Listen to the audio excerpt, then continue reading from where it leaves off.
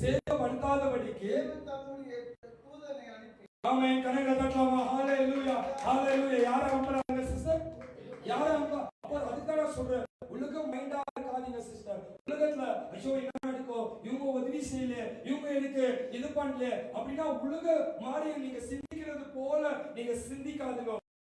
ஜனங்கள் உங்களுக்கு உதவி செய்யறாங்களோ, கர்த்தர் தேவதூதரை அனுப்பி உதவி செய்ய வல்லவராய் இருக்கிறார். ஹalleluya.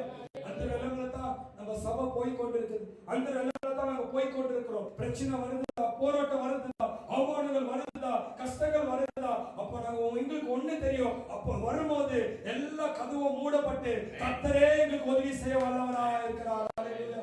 யார் உதவி செய்யறா சிஸ்டர்? அதனாலதான் சில மனுஷன் உதவி செய்யறாங்களா, கவலைப்படாதீங்க. சில பேர் உங்களுக்கு விரோதமா பேசுறாங்களா, கவலைப்படாதீங்க. உங்களுக்கு தப்பு தப்பா பேசுறாங்களா, கவலைப்படாதீங்க. ஏன்னா நம்ம ஆண்டவர் எப்படிப்பட்டவர்னா